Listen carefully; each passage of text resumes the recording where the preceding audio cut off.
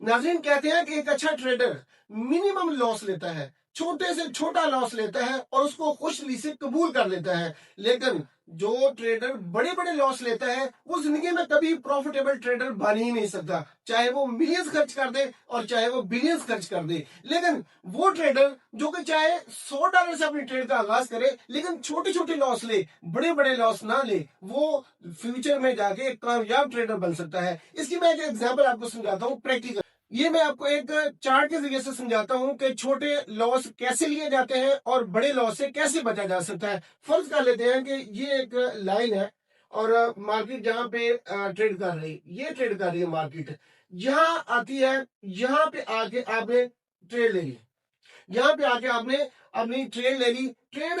ऊपर जाती है और फिर नीचे आ जाती है, ऊपर जाती है फिर नीचे आ जाती है, वो थोड़ा सा नीचे चली जाती है। जहां से आपने बाई की ट्रेड ली, ये ध्यान में रखिएगा कि जहां से आपने बाई की ट्रेड ली है, नीचे जब आएंगे तो आपको लॉस होगा, थोड़ा सा लॉस हुआ, मार्केट फिर ऊपर गई फिर नीचे, इस तरीके से आई, थोड़ा सा आपको फायदा हो रहा है। लेकिन आपने कहा कि थोड़ा सा ज्यादा फायदा हो जाए, लिहाजा मार्केट ऊपर गई और फिर जब नीचे आई है तो फिर थोड़ा सा ज्यादा नुकसान किया। आपने कहा कि पहले भी मार्केट चूंकि थोड़ा सा नुकसान करके ऊपर चली गई थी, फायदा हो रहा था, मैंने जानबूझ के नहीं कट की कि थोड़ा सा ज्यादा फायदा हो जाए, नेक्स्ट टाइम थोड़ी सी नीचे चली गई तो कोई बात नहीं, मार्केट यहाँ पे रहेगी, दोबारा आएगी तो थोड़ा सी आएगी, जब ऊपर चली जाएगी। लेकिन मार्केट क्या करती है, यहाँ से मूव होकर ऊपर जाती है और यहाँ से फिर वो ड्रॉप होती है, यहाँ पे ड्रॉप हो जाती है और आपका जो अकाउंट है वो वॉश कर देती है। यहाँ पे साइकोलॉजी क्या छुपी हुई है कि जब एक दफा मौका आपको मार्केट ने दिया है और आपको लॉस दिखाया है कि मैं आपका लॉस कर सकती हूं, तो आप इसको एक्सेप्ट करें। जब आप मार्केट को एक्सेप्ट नहीं करते, उसके साथ आप मुकाबला करते हैं,